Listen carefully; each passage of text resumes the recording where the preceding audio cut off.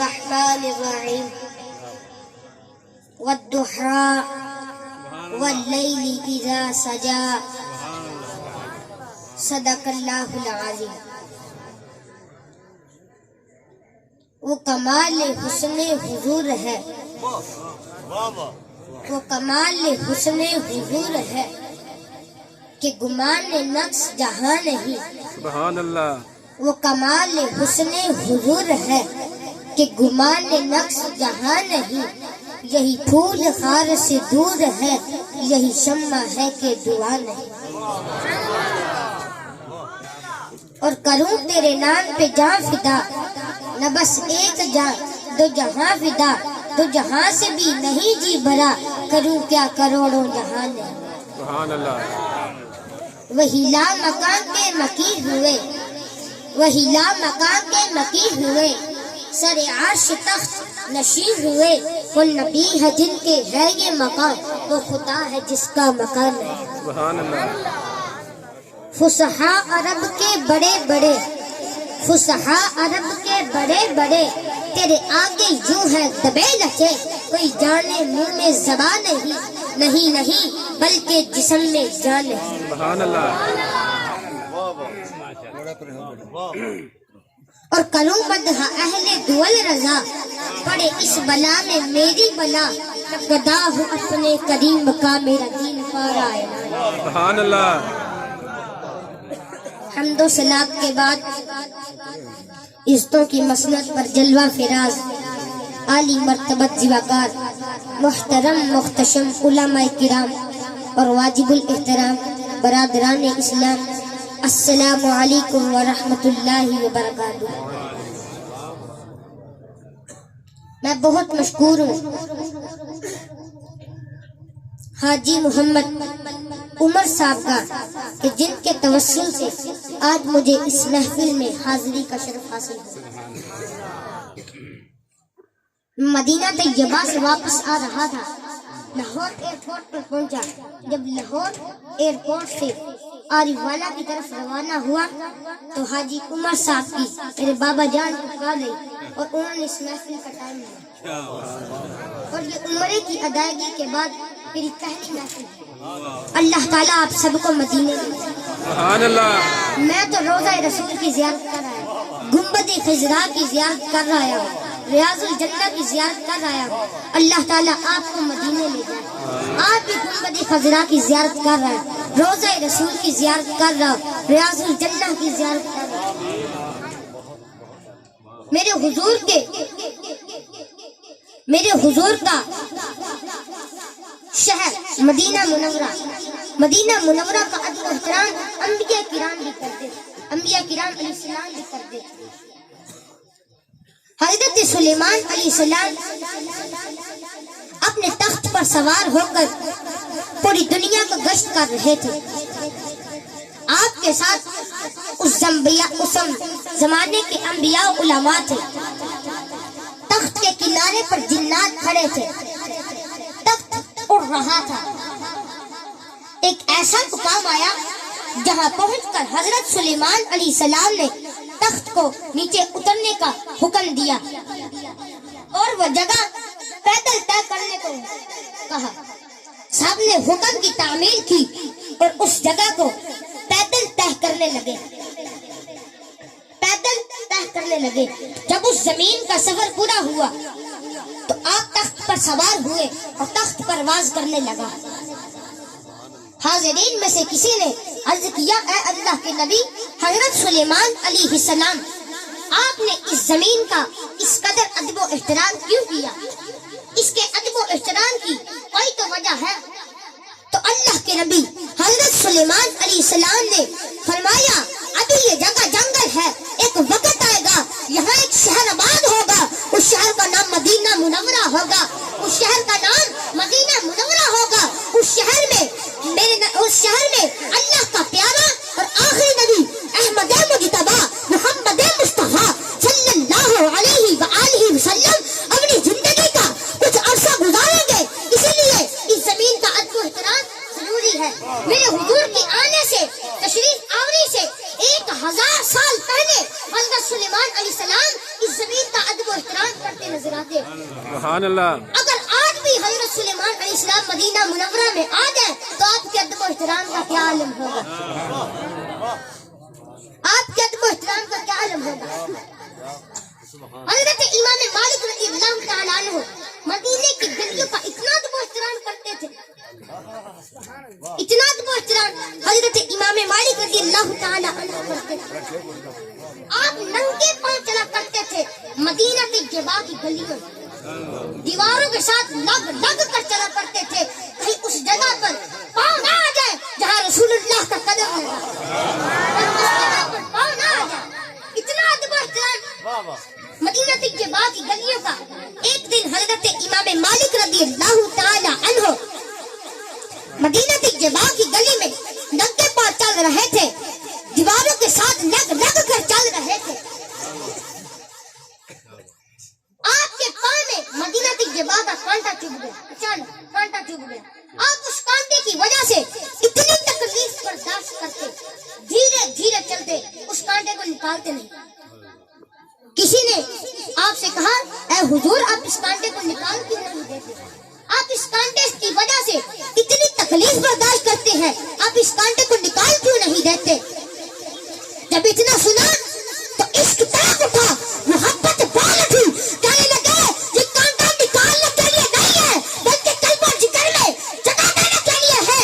کہ جب قیامت کا دن ہوگا رب العالمین مجھ سے پوچھے گا اے مالک تو میرے لیے کیا آیا ہے، تو میں عرض کروں گا اے رب العالمین اے رب ذوالجلال میں تمہارے لیے تمہارے محبوب کے تب تک کانٹا لایا ہوں، شاید اس کانٹے کی وجہ سے میری بخشش ہو جائے، سبحان اللہ شاید اس کانٹے کی وجہ سے میری بخشش ہو جائے۔ نعرہ تکبیر، نعرہ رسالت، نعرہ حیدری، شاید اس کانٹے کی وجہ سے میری بخشش ہو جائے۔ حضرات میرے حضور صورت میں بھی بے مثال، میرے حضور سیرت میں بھی بے مثال، ان جیسی نصیحت کسی کو ملی ہے اور ان جیسی نصیحت کسی کے حصے میں آئی ہے، تو چونکہ صورت پہلی ہوتی ہے اور سیرت بعد میں، تو ایک تو باتیں میں اپنے محبوب علیہ السلام کی ساری صورت میں سنا کر پھر میں اور آپ دیکھیں گے کہ یار اتنی ساری صورت والی محبوب سیرت کے جمال اور رب کیسے رکھتے تھے، میرے حضور کتنے خوبصورت تھے۔ یار میں اور آپ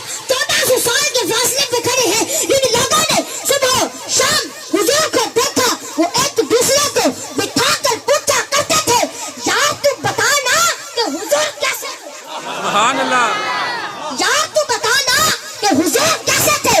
وہ کہتا تھا تو نے نہیں دیکھا تھا، کہا دیکھ کر بھی نہیں دیکھا، سبحان اللہ کہا دیکھ کر بھی نہیں دیکھا تھا، دیکھ کر بھی نہیں دیکھا تھا۔ حضرت عمر بن عاص رضی اللہ تعالی عنہ فرماتے ہیں اگر تم مجھ سے کہو نا کہ حضور کا نقشہ کھینچو، فرماتے ہیں ما احتقت، میرے میں طاقت نہیں ہے۔ سبحان اللہ حضرت حسان رضی اللہ تعالی حضرت حسان بن ثابت رضی اللہ تعالی عنہ فرماتے ہیں میں جو حضور کا حسن بیان کرتا ہوں اس کی وجہ یہ تھی کہ مجھے محبوب کو دیکھنے کا ایک طریقہ آ گیا تھا، جس کی وجہ سے میں ان کو دیکھتا ہوں اور ان کا حسن بیان کرتا ہوں۔ پوچھا گیا وہ کون سا طریقہ تھا؟ فرماتی ہے فلما نظرت الى انواره فلما نظرت الى انواره فوضعت كفي على عيني خوفا من ذهاب بصري۔ فرماتی ہے جب میں محبوب کا حسن دیکھا کرتا تھا، جب میں محبوب کا جمال جھارا دیکھا کرتا تھا، اپنے ہاتھوں کی انگلیاں آنکھوں پہ رکھ کر انگلیوں کی آنکھوں سے دیکھا کرتا تھا، کیوں؟ خوفا من ذهاب بصري، خوفا من ذهاب بصري۔ فرماتی ہے ڈر لگتا تھا کہ حضور کے جلووں کی چمک سے میری آنکھوں کی بینائی نہ چلی جائے، سبحان اللہ حضور کے جلووں کی چمک سے میری آنکھوں کی بینائی نہ چلی جائے۔ یہ کون کہہ رہے ہیں؟ حضرت حسان بن ثابت رضی اللہ تعالی عنہ۔ اور آپ جانتے ہیں کہ حضرت حسان بن ثابت رضی اللہ تعالی عنہ شاعر ہے، اور شاعر حسن دیکھنے میں بڑا دلیر ہوتا ہے، اور وہ بھی میرے حضور کا حسن دیکھ رہے ہیں اور آنکھوں پہ انگلیاں رکھ کر انگلیوں کی آنکھ سے دیکھ رہے ہیں۔ یہی بہتر ہے کہ وہ پردے میں لباس رہے، کلمہ پڑھتے اٹھا دے تو کسے ہوگا۔ نعرہ تکبیر، نعرہ رسالت، تاجدار ختم نبوت، تاجدار ختم نبوت۔ میرے حضور تھے بھی اتنے خوبصورت کہ بس تو دیکھتے جاتا بس دل دیتا چلے جاتا. جناب والا امام زرقانی علیہ الرحمہ نے حضور کی خصوصیت پر ایک بڑی خوبصورت بات لکھی. فرماتے ہیں ایک دن حضور صلی اللہ علیہ وآلہ وسلم نے صحابہ کرام کو فجر کی نماز پڑھائی اور میرے حضور مسجد نبوی سے چلتے چلتے مدینہ النور سے باہر ایک وادی کے قریب سے گزر ہوا جہاں ایک قافلے نے پڑاؤ کیا تھا. ان کے خیمے نصب تھے اور ان کے اونٹ باہر بندھے تھے. جب میرے حضور وہاں سے گزرے تو حضور کی نگاہیں اشرق رنگ کے اونٹ پہ رک گئی. آقا کو وہ اونٹ پسند آ گیا. سبحان اللہ. آقا کو وہ اونٹ پسند آ گیا.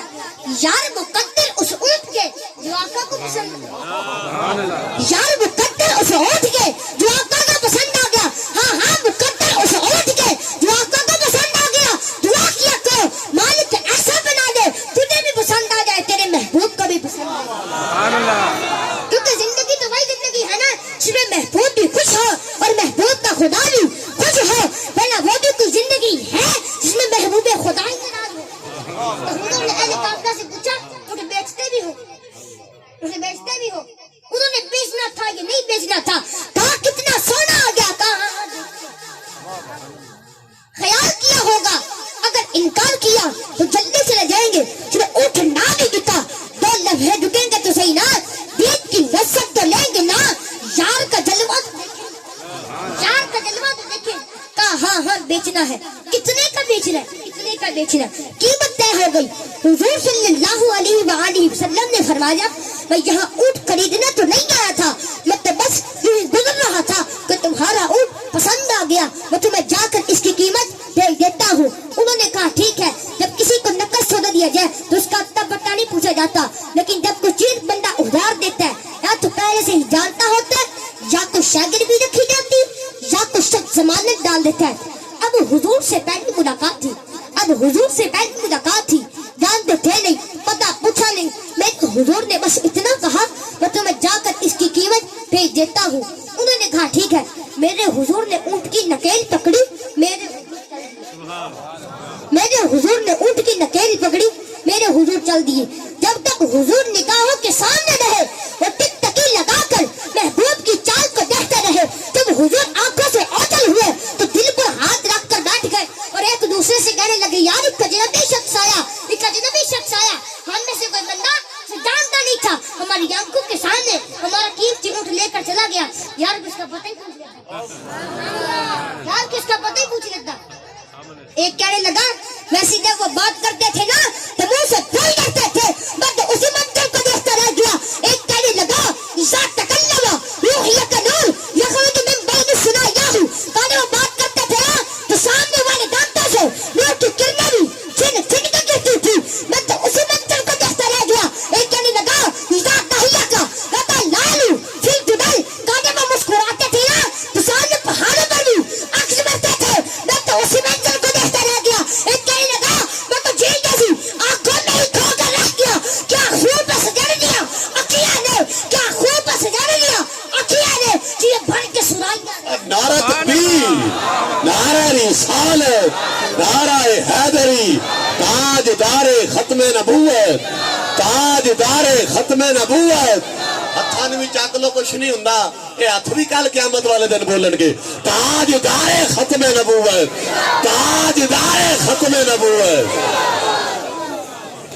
آنکھیں ایسے جیسے باد حرم کھلا ہو. کسی نے بازو پکڑا. کہا میاں تو بڑا سیانا بنتا تھا تو ایک کا پتہ پوچھ لیتا. کہا میں تو خمدار صرف ہی دیکھتا رہ گیا. میں تو خمدار صرف ہی دیکھتا رہ گیا. مجھے نہیں ہوشیار کہ میں ان کا پتہ پوچھا. کسی نے حضرت معبد رضی اللہ تعالی عنہ سے پوچھا آپ نے تو حضور کو قریب سے دیکھا ہے آپ بتائیں نا کہ حضور کیسے تھے.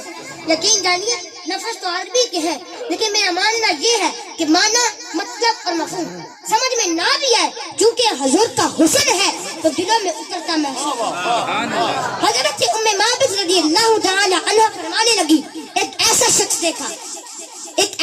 دیکھا رأیت رجلا ظاہر الولاء سبحان اللہ. رأیت رجلا ظاہر الوداع حسن الخلق مليح الوجه لم تعبه سجدة ولم تزر به سعلة وسيم كسيم في عينيه دعد وفي أشفاره غطف وفي صوته سحل أحمر أكهل أدج أكرر سواء الشعر في عنقه سدع وفي لحيته كساسة إذا صمت فعليه البقر وإذا تكلم سواء وعلاه البهاء ولو المنطق فصل لا نصر ولا هز كأن منطقه خرزات زمنا وتهدرنا أبهى الناس وأجمله من بعيد وأحسنه من قريب وبعث لا تشنع عين من طول ولا تقتربه عين من كس غصن بين غصنين فهو أبهى ثلاثة منظرات له رفقاء يحف نبي إذا قال استمعوا لقولي وإذا أمر تبادروا لأمري محفوظ مخشوط لا بس ولا مفند.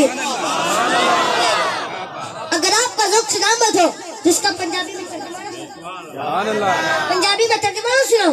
کسی نے کیا خوب کہا تھا تو ہجے میرا یار نہیں ڈٹھا تو ہجے میرا یار نہیں ڈٹھا جنہوں ویخ کے چل شرماوے تو ہجے میرا یار نہیں ڈٹھا جنہوں ویخ کے چل شرماوے اتی راتی دن چڑھ جائے دوئے رخ تو نکاب اٹھاوے دیا نکلے سین کرم نو سنے دن چڑھ سی سے نواوے دیا ہاتھ بلان سی رکھنا ہاتھ بلا دے ود ود جاوے نین نسیلے مس نسیلے وچ سے نہ کجنا سہاوے آنکھوں گڑا دودھ بیا جاوے جو میں کھا نہ کھلی جاوے توبہ توبہ حسن سی ڈنڈا چال لے سبحان اللہ توبہ توبہ حسن سی ڈنڈا چال چلی جاوے بجلی دردی نشکنا مارے میں تبھی ادبی ہو جاوے علم خدا نے اینا دتا اکلا وچنا آوے اکل خدا نے اینی دتی علم وچنا آوے کہ یہ جاز نظر میں چاہدی جو آوے وک جاوے. نعرہ تکبیر نعرہ رسالت. خلق عدین مانے دنیا خلق عدین مانے دنیا کوئی ورنہ جان بچاوے آدم ایڈا سونا بائی سنو کدرے نظر نہ. سبحان اللہ. میرے حضور تھے بھی اتنے خوبصورت جب ہوش میں ہے سکتا ٹوٹا ایک کہنے لگا اتنی بات تو ضرور ہے ایک اجنبی شخص آیا ہم میں سے کوئی بندہ اسے جانتا نہیں تھا ہماری آنکھوں کے سامنے ہمارا قیمتی اونٹ ہتھیا کر لے گیا. انہوں نے کہا نا کہ ہمارا قیمتی اونٹ ہتھیا کر لے گیا تو قافلے کے سردار کی بیوی نے خیمے کا پردہ سرکایا اور وہاں سے آواز دی کہا انا ضامنۃ للسامان جمال کا خبردار کہا کہ وہ اونٹ ہتھیا کر لے گیا ہے اگر وہ نہ آیا تو تمہارے اونٹ کی قیمت کی ضمانت میں دیتی ہوں. لیکن ان کے خلاف کوئی نعرہ لفظ نہ بولنا. یار تو میلی اکھنا ویکھی یار تو میلی اکھنا ویکھی وہ تو مر سے کافر ہو گئے. لیکن ان کے خلاف کوئی بات نہ کرنا. انہوں نے کہا یہ جو آگے بڑھ بڑھ کے ضمانتیں دے رہی ہے اسے جانتی ہے. کہا تو جو آگے بڑھ بڑھ کے ضمانتیں دے رہی ہے اسے جانتی ہے. کہا واللہ جانتی تو میں بھی نہیں لیکن جب تم سے باتیں کر رہے تھے نا تو خانے کی یاد سے میں نے بھی ان کا چہرہ دیکھا تھا. میرا دل گواہی دیتا ہے میرا دل گواہی دیتا ہے کہ اتنی سونی صورت والا کبھی جھوٹا ہو ہی نہیں سکتا. دیکھنے والے کہا کرتے ہیں اللہ اللہ یاد آتا ہے خدا دیکھ کے صورت یاد آتا ہے خدا دیکھ کے صورت. کہ ابھی وہ یہ باتیں کر رہے تھے کہ حضور صلی اللہ علیہ وسلم کے صحابہ پہنچ گئے اور کہا اے اہل قافلہ ہمارے آقا نے اونٹ تم سے خریدا ہے. کہا ہاں ہم سے خریدا ہے. کہا یہ کھجوریں بیچی ہے تمہاری ضیافت کے لیے اور یہ کھجوریں بیچی ہے ان سے قیمت پوری کر لو. کہا قیمت بعد میں پوری کریں گے پہلے بتاؤ وہ پیارا رہتا کدھر ہے وہ پیارا رہتا کدھر ہے. یہ جو کھجوروں کا دن یہ زمانہ دخلستان مدینہ کہتا ہے یہ اس پیارے کلیرہ ہے. جناب والا امام سلطانی علامہ فرماتے ہیں کہ سارے اہل قافلہ اٹھے اور حضور کے قدموں میں بیٹھ کر تو اسلام سے فیضیاب ہو گئے. تیری یاد تک کے ادامہ تیری یاد تک کے ادامہ میں مرید ہو گیا. سبحان اللہ. پتا تو اس بات کا نا کہ ہم 3 گھنٹے تقریر کریں لوگوں کی قائد میں صبر اور ذہن کا فرق نہ پڑے. یہ آج کے خطیب کی حیثیت ہے یہ آج کے مولوی صاحب کی اوقات ہے لیکن صاحب میرے حضور تقریر نہ کرے میرے حضور تقریر نہ کرے صرف اونٹ خرید کر چلے جائے لوگ پیچھے کلمہ پڑھتے پڑھتے پڑھتے مدینے پہنچ جائے پھر کمال تو ہے نا صاحب. سبحان اللہ. تو ہے نا صاحب. ٹکے ورک قرآن دے تھوڑے سارے ٹکے ورک قرآن دے تھوڑے سارے تیری شان جیاں نہ کی ہون اٹھا تیری شان دا کرے جڑا مقابلہ انہوں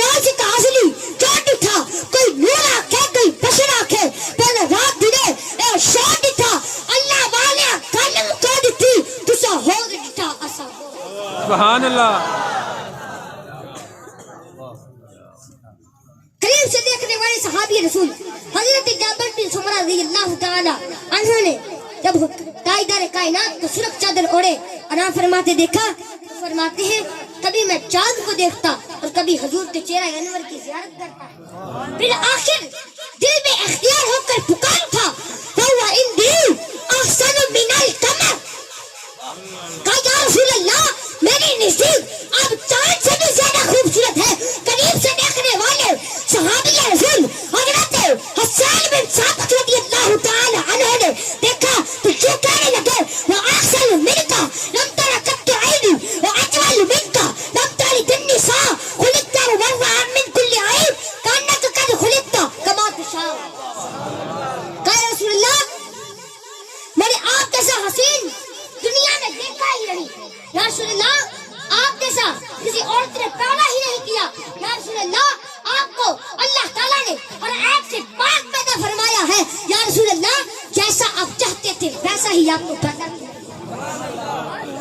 दूर से सदियों के फासले से देखने वाले आशिक़ रसूल फिर बेरे शाह साहब गोवे के ताजदार ने देखा तो कहने लगे मुखचंद बदर शाशानी है मुखचंद बदर शाशानी है मथे चमके लाट नूरानी है कल जुल्फत अकमस दानी है मकमूद अखीहिन मद बरिया इस सूरत नू मैं जान आखा या नाखा के जाने जहान आखा सच आखा ते रब दी मशान आखा जिस शान तू शाना सब बड़िया सुबहान अल्लाह मा अजमल का मा अहसन का मा अकमल का किते मेहरे अली किते तेरी सना गुस्ताख किया किते जालनिया मा अलैना इल्लल बलागुल मुबीन।